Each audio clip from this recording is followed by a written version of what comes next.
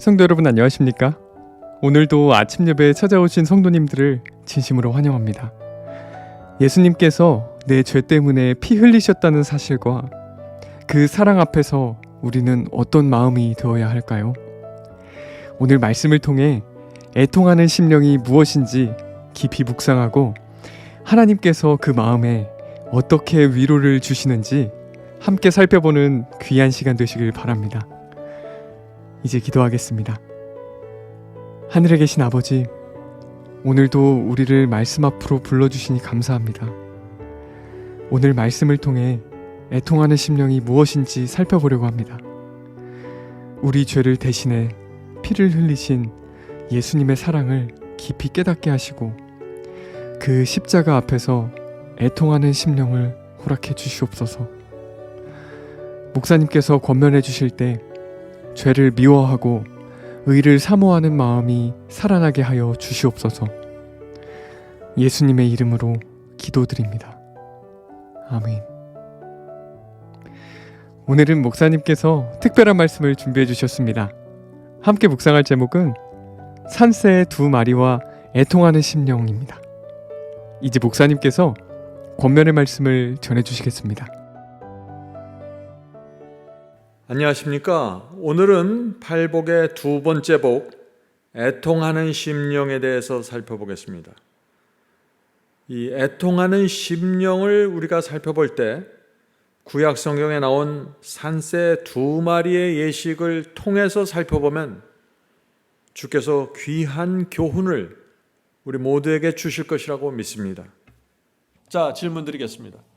문둥병에서 회복된 사람이 정결의식을 행할 때 왜 두 마리의 산새를 가져와야만 했을까요? 한 마리는 죽고 다른 한 마리는 왜 놓아주었을까요? 하는 질문입니다. 자, 레위기 14장 6절부터 8절 읽어보겠습니다. 새 하나는 흐르는 물 위 질그릇 안에서 잡게 하고, 여기서 잡아 죽인다는 것이죠. 다른 새는 산채로 취하여 백향목과 홍색실과 우슬초와 함께 가져다가 흐르는 물 위에 잡는 새 피를 찍어. 자, 문둥병자가 한 새를 물 위에 질그릇에서 잡아 죽여서 피를 흘리면은 제사장이 어떻게 돼요? 그 피를 문둥병자에게 뿌려주었다는 것입니다. 문둥병에서 정결함을 받은 자에게 7번 뿌려 정하다 하고 그 산새는, 나머지 살아있는 한 새는 풀어 놓을지니. 이 말씀이 무슨 뜻입니까? 정결의식을 할 때 한 새는 죽이는데 나머지 한 새는 자유롭게 풀어준다는 것입니다. 하나의 이 새 한 마리가 죽고 피를 흘려서 그 피를 7번 뿌려주면은 어떻게 돼요? 나머지 새가 풀려나고 해방된다는 것입니다. 무슨 뜻인지 아시겠죠? 그리스도의 죽음과 보혈이 뿌려지면 나머지 산새, 나머지 한 새, 우리가 풀려난다는 것입니다. 성도 여러분, 우리는 모두 죄의 문둥병으로 죽은 사람들입니다. 가능성이 없습니다. 그런데 그리스도께서 새처럼 퍼덕거리면서 죽임을 당하시고 피를 흘리셨다는 것입니다. 그래서 그 피가 우리에게 뿌려졌습니다. 그래서 우리가 살 수 있게 되었습니다. 사탄의 권세에서 풀려나서 날개를 펴고 자유롭게 날 수 있다는 것입니다. 우리가 이 경험을 어떻게 가져올 수 있을까요? 날개를 퍼덕거리면서 죽이는 그 산새의 피를 마음에 발라야 하는 것입니다. 의식이 아니라 마음에 발라야 되는 것입니다. 우리가 어떤 마음으로 주님을 섬겨야 할까요? 이 정결의식을 살펴보면 우리의 신앙의 본질과 핵심이 드러나게 되는 것입니다. 성도 여러분, 제가 늘 말씀드리지만 이 복음과 구원의 본질을 정확하게 보아야 합니다. 신앙이 무엇인지 하나님의 사랑과 희생을 알아야 하는 것입니다. 번제단에서 죽어가는 그 어린 양의 고민과 고통을 알아야 되는 것입니다. 산새가 퍼덕거리면서 죽어가는 그 산새의 고통을 알아야 되는 것입니다. 그것이 구약시대 4,000년 동안 하나님께서 계속해서 보여주고자 하는 것입니다. 이스라엘 백성들이 성소에 와서 피를 흘릴 때마다, 정결의식을 할 때마다 사람들은 다 죽임을 당하는 짐승을 보아야 하는 것입니다. 하나님의 의도된 목적이 있는 것입니다. 그때 유대인들은 이 모든 것을 놓치고 만 것입니다. 그래서 유대인들이 하나님의 사랑과 희생을 이해하지 못하니까 어떻게 됐어요? 산새를 제사장이 죽이라고 하니까 죽여야지, 양을 죽이라고 하니까 죽여야지. 어떻게 됐어요? 마음에 애통이 없고 슬픔이 없습니다. 하나님의 마음을 전혀 이해하지 못하는 것입니다. 그런 상태에서 의식만 행하는 것입니다. 그래서 바울이 율법의 행위로 구원받을 수 없다는 거예요. 전부 행위라는 것입니다. 내용이 없어요. 그래서 멸망당한 것입니다. 오늘날도 교회 안에 이 문제가 심각합니다. 기도하고 예배드리고 찬양대에 참석하고 봉사하는데 산새가 죽어가는 고통이 뭔지 모르는 것입니다. 그리스도의 죽음에 대한 슬픔이 없습니다. 날개를 퍼덕거리고 죽어가는 그 산새의 죽음과 고통. 우리가 이웃집 사람이 죽어도 슬퍼하잖아요. 마음 아파하잖아요. 그런데 나를 위해서 죽임을 당하신 그리스도의 죽음과 희생에 대해서 아무 감각이 없는 것입니다. 그래서 신앙이 핵심으로 본질로 들어가지 못하는 것입니다. 형식은 풍성한데 말이죠. 그리스도의 피 때문에 내가 살게 되었다는 감사와 감격이 없습니다. 그래서 사탄의 권세에서 풀려나지 못하고 자유롭게 날개를 펴고 날지를 못하는 것입니다. 우리가 지난 시간에 팔복에서 제 첫 번째 심령이 가난한 자들에 대한 복을 우리가 살펴보았죠. 오늘은 팔복의 두 번째 복을 살펴보겠습니다. 4절이죠. 애통하는 자는 복이 있나니 저희가 위로를 받을 것이며. 성도 여러분, 예수께서 말씀하신 이 애통이 무엇입니까? 애통이 진심으로 죄를 슬퍼한다는 것입니다. 죄 때문에 생긴 그 결과, 죄를 범해서 생긴 결과 때문에 슬퍼하는 것이 아니라 그 죄를 슬퍼하는 것입니다. 이 차이를 이해하시겠습니까? 사기를 치다가 걸려서 감옥에 들어가서 가족과 동네 사람들 앞에서 창피하게 됐습니다. 그래서 슬퍼하는 것이 아니에요. 그것은 죄의 결과를 슬퍼하는 것입니다. 내 사기죄 때문에 그리스도께서 다시 한번 십자가에 달리시는구나. 그리스도의 피와 죽음 때문에 슬퍼하는 것입니다. 이것이 애통입니다. 죄의 결과로 생긴 손해와 내 명예가 망가진 것을 슬퍼하는 것이 아니에요. 죄 자체를 슬퍼하는 것입니다. 내 죄가 그리스도의 가슴에 못질을 했다는 그 사실 때문에 내가 슬퍼하는 것입니다. 어떤 사람이 교회에서 화를 내고 막 소리를 치고 모든 사람이 알게 되었어요. 그러면 어떻게 돼요? 그 다음 주부터 창피해서 교회 나오기 힘들잖아요. 예? 앞으로 내가 어떻게 교회 다닐지, 집사님들 얼굴을 내가 어떻게 봐야 될지, 정말 그 사람이 너무 마음이 아파서 슬퍼서 막 엉엉 울었습니다. 애통입니까? 아닙니까? 아니에요. 내 죄 때문에, 내 문둥병 때문에 산새 한 마리가 날개를 퍼덕거리면서 죽었구나. 어린 양 그리스도가 신음하면서 숨을 헐떡거리면서 죽었구나. 내 죄 때문에. 이거의 애통입니다. 이것이 애통입니다. 회개가 이렇게 이루어져야 그 죄가 끊어져 나가는 것입니다. 내 죄가 그리스도를 저렇게 만들었구나 하는 그 슬픔이 애통입니다. 이런 사람에게 주님께서 무엇을 주신다고요? 위로를 주신다고요. 애통하는 자는 복이 있나니 저희가 위로 받을 것이며. 성도님, 이 위로를 받기 원하십니까? 애통이 무엇인지를 알아야 되는 것입니다. 성도 여러분, 이 죄는 실수가 아닙니다. 죄는 내가 알면서 의도적으로 하나님의 법을, 하나님의 말씀을 대적하는 것입니다. 죄는 불순종입니다. 죄는 양심에 호소하시는 하나님의 음성, 성령의 감동을 내가 물리치는 것입니다. 외면하는 것이에요. 그것이 죄입니다. 그래서 그런 죄를 범한 사람들은 반드시 어떻게 돼요? 양을 끌고 번제단으로 가라고 하신 것입니다. 왜 양을 끌고 번제단으로 가라고 했을까요? 번제단 앞에서 칼을 들어 양을 죽이면서 내 죄 때문에 이 어린 양이 죽는구나, 이것을 보라는 것입니다. 너희들 눈을 떠서. 내 죄 때문에 하나님의 아들이 죽는 그 모습을 보면서 깊은 죄송함과 아픔을 느끼라는 것입니다. 아들이 죽어가는 그 모습을 지켜볼 수밖에 없는 지성소에 계신 하나님의 마음을 너희들이 헤아려 보라는 것입니다. 그래야만 너희들 마음속에 죄를 애통해하고 슬퍼하는 그 경험이 이루어질 거야. 이 말씀을 하시는 것입니다. 성도 여러분, 모든 것은, 구약시대의 의식과 제도의 모든 것은 우리 마음이 가난해지고 애통해 하는데 맞춰져 있다는 것입니다. 이것을 놓치고 있는 것입니다. 옛날 유대인들이 놓쳤고 오늘날 기독교회가 구약시대 성소의 기별을 놓쳐버렸습니다. 이것이 뭔지를 몰라요. 마운트 오브 블레싱 9페이지 10페이지의 말씀을 좀 읽도록 하겠습니다. 애통이라는 말은 진심으로 죄를 슬퍼하는 것을 의미한다. 사람이 십자가에 들리신 예수님을 바라볼 때는 인간의 죄가 무엇인지 분별하게 된다. 성도들은 무슨 말씀입니까? 십자가에 매달린 주님을 바라보지 않으면 죄가 무엇인지 모른다는 것입니다. 죄가 얼마나 심각하고 치명적인 건지 모른다는 것입니다. 그래서 많은 사람들이 십자가를 바라보지 않고 주님의 희생과 고통과 고뇌를 바라보지 않고 회개를 하려고 하니까 어떻게 돼요? 그냥 I'm sorry가 되는 것입니다. 주님 미안합니다. 제가 좀 실수했네요. 그래서 죄를 범한 사람은 반드시 번제단 앞으로 가는 것입니다. 번제단이 유일한 용서받을 수 있는 기구입니다.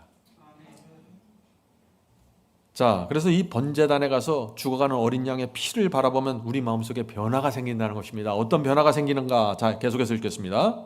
그는, 죄를 범한 사람은 영광의 주님을 징벌하고 십자가에 못 박히게 한 것이 죄라는 것을 깨닫는다.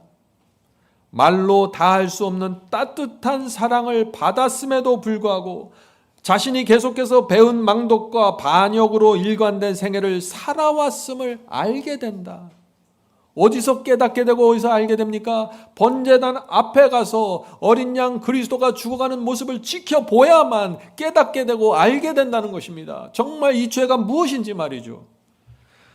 그는 가장 좋은 친구 예수님을 버리고 가장 귀중한 하늘의 선물을 모독해온 것을 알게 된다. 죄가 얼마나 심각합니까? 엄청난 표현들이 여기 쏟아져 나와요. 그런데 십자가 앞에 가지 않으면은 이런 깨달음과 이런 인식이 생기질 않는다는 것입니다. 다 인간적인 수준에서 다 끝나버린다는 것이죠. 계속해서 그것도 직접 하나님의 아들을 십자가에 못 박으며 상처를 받아 피가 흐르는 그분의 심장을 찔러온 것이다. 내 죄가 말이죠. 그래서 십자가를 보면은 그동안 내가 무슨 짓을 해왔는지 알게 된다는 것이에요. 내가 어떻게 살아왔는지, 내가 왜 그 말을 했는지, 내 모든 동기와 내 의도가 전체가 드러나 버린다는 것입니다. 그는 넓고 어둡고 깊은 죄의 시면에 의해 하나님과 분리되어 있어 가슴이 찢어지는 슬픔을 느낀다. 죄가 나와 하나님의 사이를 분리시켰구나 하는 이 찢어지는 슬픔을 십자가 앞에서 느끼게 된다는 것입니다. 이것이 애통입니다. 그래서 이 애통을 받으면은 팔복의 나머지 경험들이 그냥 이루어지는 것입니다. 안 이루어질 수 없어요. 애통하는 사람은 그래서 주님께 위로를 받고 영혼의 평안을 누리게 되는 것입니다. 하나님의 용서를 깊이 받아들이게 되는 것입니다. 그리스도의 피가, 보혈이 정말 귀한 피가 되는 것입니다. 저도 오랫동안 심각한 문제에 빠져 있었습니다. 애통이 무엇인지를 몰랐습니다. 정말 열심히 신앙한다고는 했는데 애통을 몰랐어요. 애통이 무엇인지. 제가 화를 내고 어떤 죄를 범하면은요 슬퍼했습니다. 저도 슬퍼했어요. 근데 제가 왜 슬퍼했을까요? 내 신앙이 깨진 것을 슬퍼했어요. 내 결심이 무너진 것을 슬퍼했어요. 슬퍼요. 그런데 이유가 다른 것입니다. 일주일 동안 내가 화도 안 내고 아침 예배 드리면서 성공적으로 신앙을 했는데 저 사람 때문에 내가 화가 났어. 저 사람 때문에 신앙이 무너졌어. 내 공로가 깨졌어. 이걸 슬퍼한 거예요. 그러면서도 내가 애통한다고 착각한 것입니다. 저는 제가 무너진 것을 속상해했어요. 성도 여러분, 이것이 애통입니까? 아닙니다. 내가 세운 신앙과 내가 세운 공로가 무너진 것을 속상해한 것입니다. 많은 사람들이 이 문제에 빠져 있어요. 십자가의 고통과 희생에 관심이 없고 자기 신앙과 자기 결심이 무너진 것을 속상해하면서 그것을 마치 애통이라고 착각하는 것입니다. 그것은 애통이 아니라 뭐예요? 이기주의입니다. 자기밖에 몰라요. 하나님께서 내 죄 때문에 죽으셨는데 자기가 무너진 것만 속상해하는 거예요. 철저한 이기주의입니다. 질문 드리죠. 여러분도 이제 이런 질문에 대답하실 수 있을 것입니다. 어떻게 하면 우리 마음에 애통하는 심령이 생길 수 있을까요? 내 문둥병 때문에 산새가 퍼덕거리면서 피를 흘리고 죽어가는 모습을 보아야 하는 것입니다. 묵상해야 합니다. 내 죄 때문에 십자가에 달리신 주님께서 피를 쏟으시고 숨을 헐떡거리면서 힘들어하고 고통당하는 주님을 바라보아야 한다는 것입니다. 그것이 하나님의 의도예요. 내 죄가 예수님의 영혼에 얹혀지는 그 모습을 봐야 됩니다. 세상 죄를 지고 가는 어린 양에게 내 죄가 얹혀지는 그 모습을 봐야 됩니다. 내 죄를 짊어지고 예수께서 하나님의 진노 앞에서 두려워서 떠는 그 모습을 바라보아야 한다는 것입니다. 그리고 주님께서 나의 하나님이여 나의 하나님이여 어찌하여 나를 버리시나이까 하면서 절규하는 그 십자가의 마지막 3시간의 고통을 보아야 한다는 것입니다. 온몸에서 피가 빠져나가고 홀로 포도즙틀을 밟으시는 주님의 모습을 보아야 한다는 것입니다. 그래야 애통하는 심령이 생긴다는 것입니다. 그래야 사탄의 권세에서 벗어나고 날개를 펴고 날아갈 수 있는 것입니다. 성도 여러분, 우리가 주님을 바라보면 우리 마음이 어떻게 될까요? 가슴을 치면서 슬퍼하게 됩니다. 내가 왜 그런 유치한 말을 했을까? 내가 왜 그 사람에게 그런 상처를 주었을까? 내가 왜 이렇게 무지할까? 내가 어떻게 감히 성령의 음성을 거절할 수 있을까? 너무 슬픈 것입니다. 주님의 십자가를 바라볼 때. 그것이 애통입니다. 그런 애통을 가진 사람들에게 위로가 온다. 애통하는 자는 복이 있나니 저희가 위로를 받을 것입니다. 그래서 애통하는 사람은 이런 고백을 하는 것입니다. 주님, 주께서 홀로 당하신 그 고통과 외로움과 절규를 잊지 않겠습니다. 죄는 이제 만지지도 않겠습니다. 주께서 저를 다시 받아주시면 끝까지 주님을 따르겠습니다. 죽도록 충성하겠습니다. 누가 뭐라고 해도 주님 편에 서겠습니다. 이것이 애통입니다. 이것이 애통이에요. 애통하는 자는 승리의 복음으로 깊이 들어가게 되는 것입니다. 애통하는 자는 반드시 하나님의 위로를 받습니다. 감사와 기쁨으로 다시 살아나게 되는 것입니다. 죄를 범해서 깊은 절망 속에 들어갔던 영혼이 이 애통하는 심령을 받으면서 다시 살아나면서 기쁨으로 이 세상을 살게 된다. 왜? 위로를 받았기 때문에. 하나님께서 위로해 주십니다. 괜찮아. 내 피가 네 죄를 덮어줄 거야. 괜찮아. 다시 일어나라. 위로입니다. 성도 여러분, 우리가 십자가 앞에 서면은요, 죄를 팽개치게 됩니다. 꼬인 마음, 비틀린 마음이 정상적으로 회복이 됩니다. 십자가 앞에 서야만 이것이 되는 것입니다. 내 마음과 태도가 전격적으로 변화됩니다. 자, 질문 드리죠. 많은 사람들이 회개했다고 말하면서 죄를 버리지 못하고 삶이 변화되지 않는 이유가 무엇일까요? 이제 여러분이 대답하실 수 있죠. 네, 답이 나왔습니다. 이 회개를요, 하나님께 사과하는 것으로 오해한 것입니다. 다 사과만 하고 있어요, 지금. 네? 많은 분들과 대화하다 보면요, 자신이 회개했다고 말하는데 제가 가만히 그분의 간증을 들어보면 하나님께 사과한 거예요. 애통하는 마음이 없어요. 성도 여러분, 그래서 이 십자가를 깊이 묵상하면은요, 우리 마음속에 2가지가 정확하게 생깁니다. 이 2가지가 생겨야만 애통이고 회개가 되는 것입니다. 그러니까 2가지가 무엇인가? 첫째, 십자가를 바라보면 죄가 얼마나 무서운지 깨닫게 됩니다. 내 죄 때문에 죽어가는 하나님의 아들을 봐야 죄가 얼마나 무서운지를 알게 되는 것이죠. 그 죄는 그 사람의 마음을 상처 주고 무슨 거짓말을 살짝 하고 이게 아니에요. 하나님의 마음에 깊은 고통을 주고 하나님을 죽음으로 몰아가는 것입니다. 이 죄는. 그래서 십자가를 바라보면 내가 너무나 무책임하고 생각 없이 살아왔다는 사실을 깨닫게 되는 것입니다. 이 깨달음은 죽었던 내 양심을 살려내는 것입니다. 가책과 고통을 느끼게 하는 것입니다. 죄를 범할 때마다. 둘째, 십자가를 바라보면 깊은 슬픔을 느끼게 됩니다. 애통하는 심령이 나오게 되는 것입니다. 성도 여러분, 이 회개나 애통, 이것은 교리가 아닙니다. 이것은 진심으로 슬퍼하는 감정이 포함된 것입니다. 감정이. 하나님, 어쩌다 보니 제가 이렇게 되었습니다. 하나님 이해해 주세요. 사과입니다. 애통이 아니에요. 그런 상태에서는 아무리 기도해도 죄가 끊어져 나가지 않고 마음에 속 시원한 하나님의 위로를 받지 못하는 것입니다. 여기 분명하죠? 애통하는 자에게는 반드시 하나님의 위로가 온다 그랬어요. 많은 분들이 이제 이런 질문을 합니다. 목사님, 저는 죄를 미워하는 마음을 갖지 못합니다. 죄를 범하고 순종하지 않으면서도 깊은 가책과 슬픔을 느끼지 못합니다. 제가 어떻게 해야 될까요? 하는 질문이죠.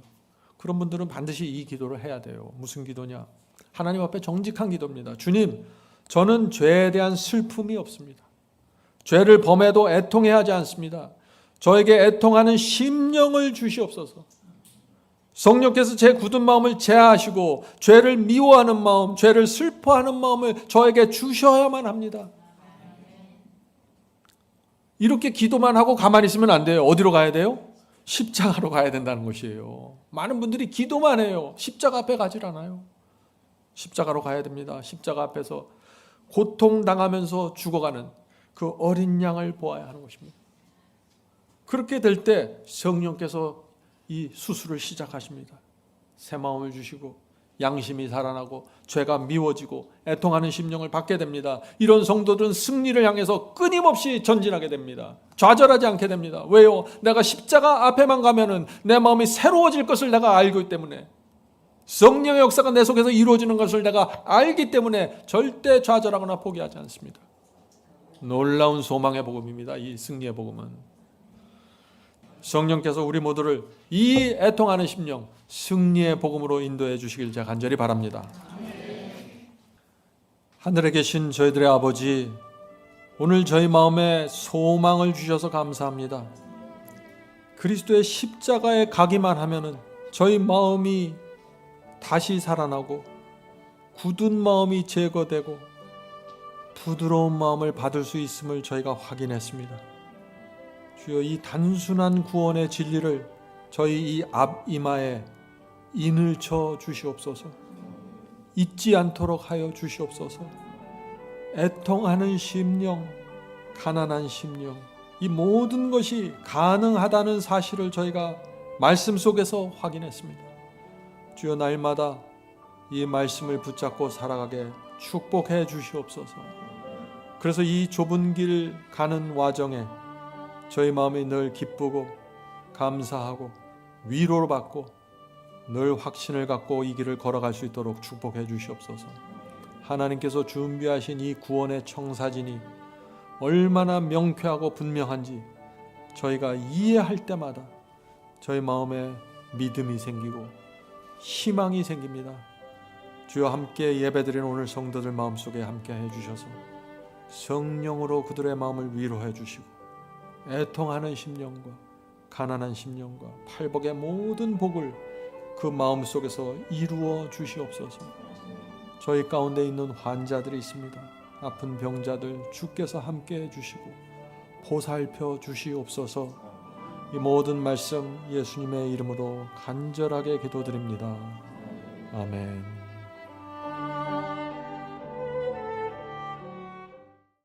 성도 여러분, 마지막 사명에서는 아침 예배 채널을 유튜브에서 별도로 운영하고 있습니다. 아침 예배 채널에서는 매일 새벽 4시에 예배 영상이 올려지고 있으며 특별히 아침 9시에 예배가 진행됩니다. 아침 9시 예배가 아침 예배 채널의 독특한 특징입니다. 원하시는 분들은 유튜브에서 아침 예배 채널을 별도로 구독 신청하여 주시면 저희와 함께 아침마다 예배 드릴 수 있습니다. 매일 아침마다 하나님의 말씀으로 저희 모두가 주 앞에 나와 예배 드리는 신앙으로 함께 나가게 되길 간절히 바랍니다. 감사합니다.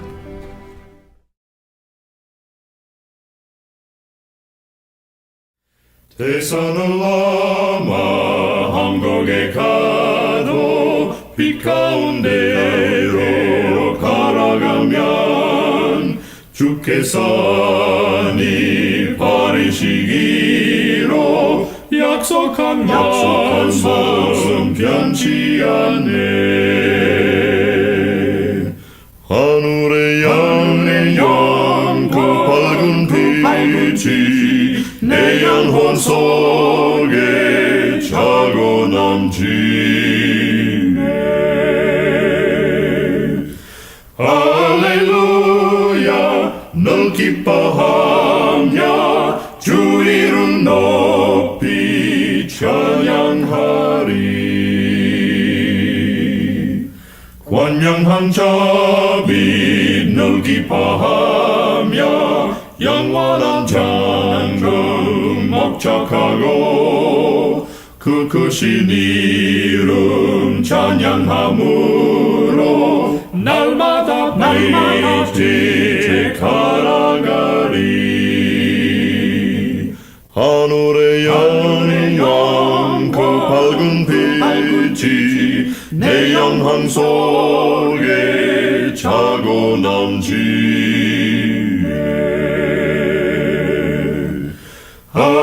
할렐루야 널 기뻐하며 주 이름 높이 찬양하리.